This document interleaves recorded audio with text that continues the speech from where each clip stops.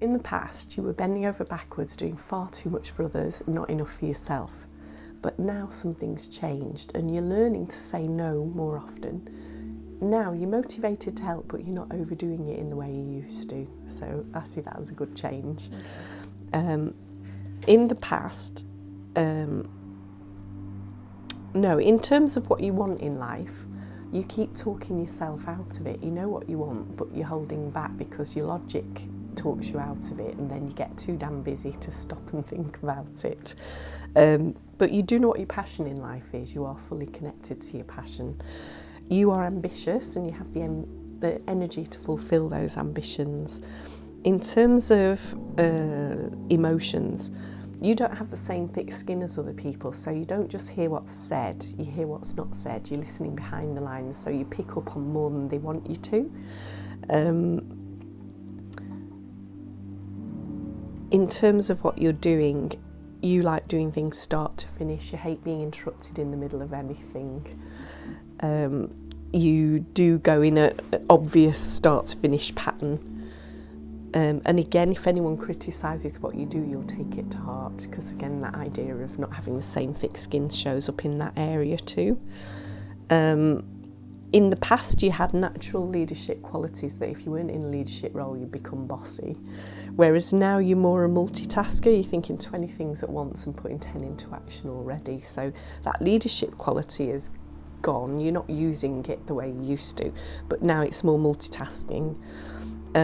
In terms of people, very good judge of character. You know, you have who you want around you. You're not bothered about attracting new people in because you're already there. You've got who you want around you. And you have a great childlike sense of fun, a real joie de vivre, like jumping in puddles, smelling flowers, kicking leaves, a real appreciation of the simple things in life. You are a covert rebel. You like to do the window dressing to appear to fit in and do what's expected, but break the rules behind the scene and get away with it. You've had responsibility dumped on your shoulders in the past that you didn't want, but you had to put up with. And that's still the case now, but you're handling it better than you did in the past. Just checking. Okay, so fairly sociable, love hanging around with other people. Too much time on your own is draining for you. You'd rather be with a group, and you will accept help in a way that a high arch person wouldn't, so that's good. Let's see what else. In the past, in terms of family and private life, you had to be really disciplined in dealing with them, whereas now it's much more go with the flow, things are easier.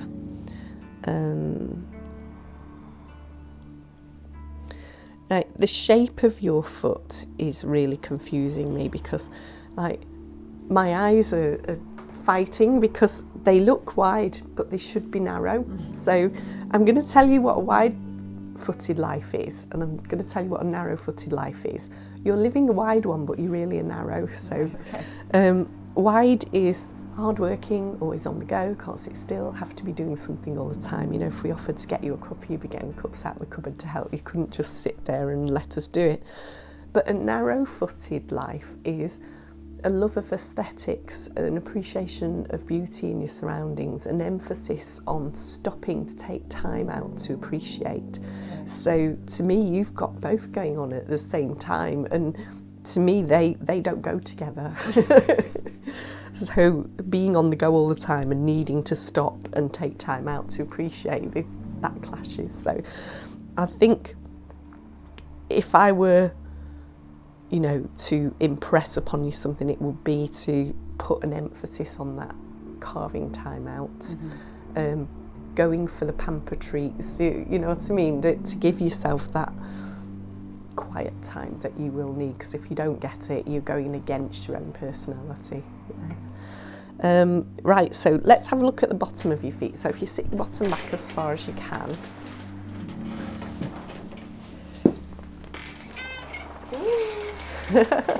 So you can always tell a control freak, they never like to lie back in the chair when it gets tipped up. Okay, so it's remarkably unblemished for underneath, which is unusual because top of the foot is what you want the world to know. bottom of the foot is what you keep to yourself. So what you see is what you get with you. And that sounds funny, but that's quite rare. I often see a lot of things hidden underneath. You've got high self-esteem, but you've had to build a wall to stop people from pissing on your bonfire. And you have had a lot of responsibility dumped on your shoulders. I said that on the top of the foot, but that was more about you being in resistance to it. This is more about you feeling a bit fed up of having to put up with it. In the past, you would deliberately compartmentalise private life separate from what you're doing. You don't feel the need to do that anymore. And let's just have a look at the heels. Okay, so in terms of your plans for the future, there's a lot going on in that area. I think you've gone through a phase of feeling quite low about changes that have to take place. But you've come out the other side of that, but you're still left with the feeling that you're going through a rough time and you still want to make more changes. But I get the impression they've been foisted on you rather than you've chosen them, because otherwise I don't think it would look like that. You know, if you chose it for yourself, it would look healthier. So that's kind of what I'm looking at. Very deep thinker, but you can talk for England. But you wouldn't discuss things until you've had time to mull it over yourself. You don't like being put on the spot. You want time to think it through first. You have big shoulders for other people to cry on. You're a good listener.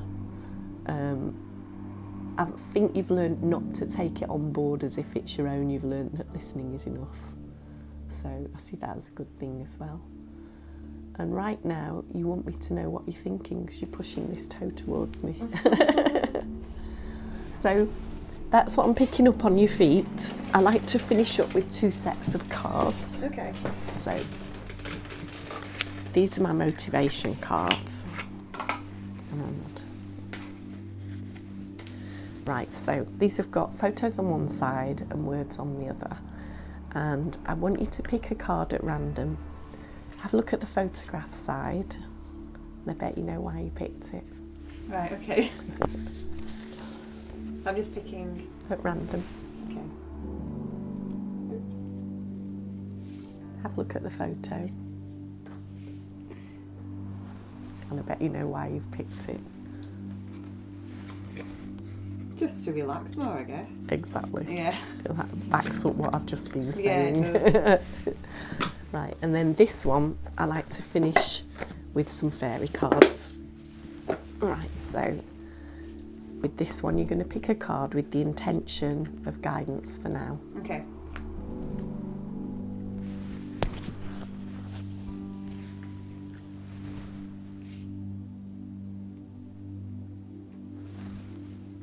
What'd you get?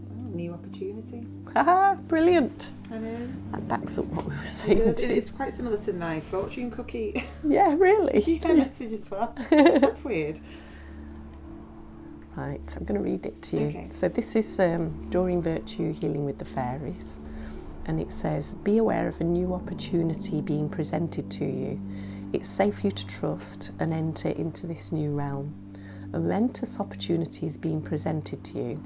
It could be in the form of someone making a business proposal to you, a new idea that enters your mind, or an investment opportunity.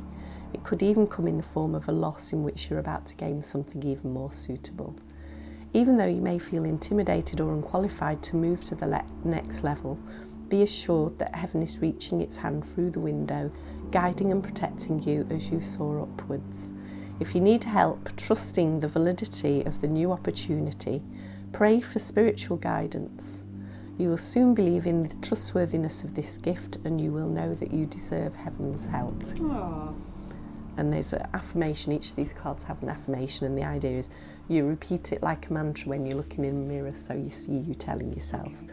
And it's, I notice and embrace the new opportunities that are now in my life. I notice and embrace the new opportunities that Are now in my life. Yeah. I mean, that was really good because it was all like really positive and good. Do you kind of pick out on any negative things or? Yeah, the negative things I said to you, that your self-esteem is high, but you're building a wall to stop someone pissing on your bonfire. You know? And yeah, I remember hearing that a bit. And what does that mean? It means you've got I good don't want anyone to knock self-esteem, it down. but there's someone around you trying to pick on it, so Right. you are making sure that they can't get through. Yes, okay, I get that. Yeah. I like that. And the stuff about responsibilities weighing heavy on your shoulders. Mm-hmm. But like different people, different stories. So you've got a pretty good story, you know, there's nothing major terrible to see in your feed, so you're going to have a good reading. But if I saw, say, depression, I would tell you, you know, if I saw, I think your plans for the future, I was talking about your plans for the future, and I was saying in the past, you know, you did go through a bit of a feeling really low about what your plans were, you know, and although you've come out the other side of that, you're still going through a rough time in terms of plans for the future, but it's your emotions are better able to cope with it now, whereas before you got really, really low. So, you know, you could argue, well, that's negative, but it's the way I tell it. Yeah, no, it's good, very good, very insightful. Thank you very much.